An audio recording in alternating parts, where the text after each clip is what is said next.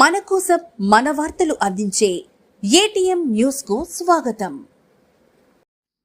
ప్రజలు ఇచ్చిన తీర్పును విద్రోహ దినం అంటావా? అసలు ఆ పదానికి అర్థం మీకు తెలుసా అంటూ వైసీపీ పార్టీ అధినేత జగన్మోహన్ రెడ్డిపై మండిపడ్డ మంత్రి ఆనం. రాష్ట్రంలో 94% ప్రజలు ఆమోదించిన మెజార్టీ కూటమి పార్టీలతో కలిసి రాష్ట్రంలో అధికారంలో ఉన్న తమ ప్రభుత్వంపై ప్రతిపక్ష హోదా కూడా లేని జగన్మోహన్ రెడ్డి అనుచిత వ్యాఖ్యలపై తీవ్రంగా ఖండిస్తున్నారని తెలిపిన రాష్ట్ర దేవాదాయ ధర్మాదాయ శాఖ మంత్రులు శ్రీ ఆనం రామనారాయణ రెడ్డి గారు తమ ప్రభుత్వం ఏర్పడిన జూన్ 4వ తేదీని విద్రోహ దినంగా, వెన్నుపోటు దినంగా ప్రకటిస్తున్నట్లు జగన్ వ్యాఖ్యలు చేయడం తీవ్రంగా ఖండిస్తున్నామని వారు తెలిపారు.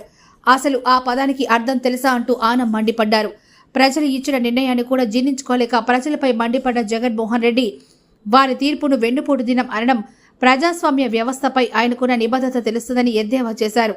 ప్రభుత్వం ఏర్పడిన ఏడాదిలోపు ప్రజల అవసరాన్ని గుర్తించి తమ నేత చంద్రబాబు నాయుడు మరియు కూటమిలోని జనసేన, బీజేపీ పార్టీలతో కలిసి ప్రజారాజ్యకంగా పరిపాలన చేస్తూ ఉంటే అర్థం పర్థం లేని పదాలు వాడుతూ రోడ్లపైకి వస్తారని చెబుతూ ఉంటే హాస్యాస్పదంగా ఉందని వారికి సమాధానం చెప్పేందుకు తాము కూడా రోడ్లపైకి వస్తామంటూ తెలిపారు. ఏమండి, ఈ రాష్ట్రంలో గడిచిన 5 సంవత్సరాల్లో ముఖ్యమంత్రిగా పనిచేసిన వ్యక్తి ఇవాళ పత్రికా సమావేశం పెట్టి ఆ పత్రికా సమావేశంలో తెలుగుదేశం పార్టీని విమర్శించారు, చంద్రబాబు నాయుడిని విమర్శించారు.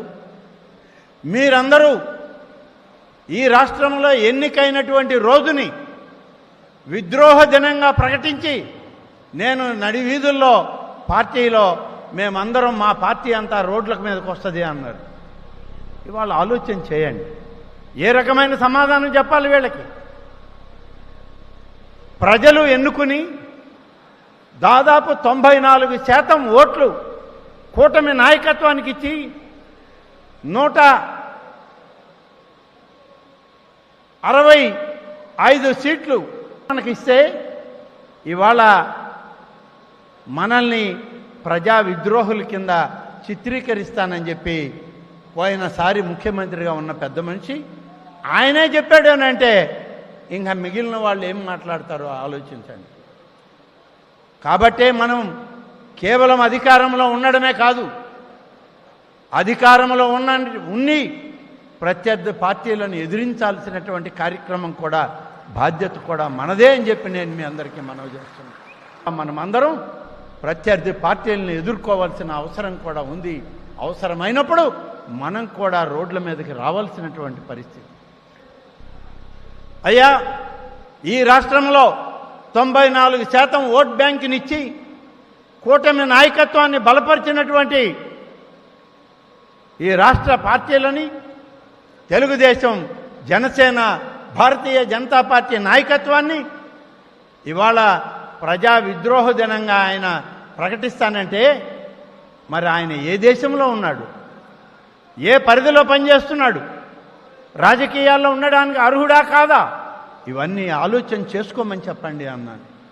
భారత రాజ్యాంగం ప్రజాస్వామ్య వ్యవస్థలో ఇవాళ ప్రజల చేత ఎన్నుకోబడినటువంటి వ్యక్తులు ప్రజాస్వామ్య పరిపాలన చేసేటప్పుడు మరి అది ప్రజా విద్రోహ దినం అంటే ప్రజాస్వామ్య వ్యవస్థను నువ్వు అవమానిస్తున్నావా అని అడుగుతున్నావు.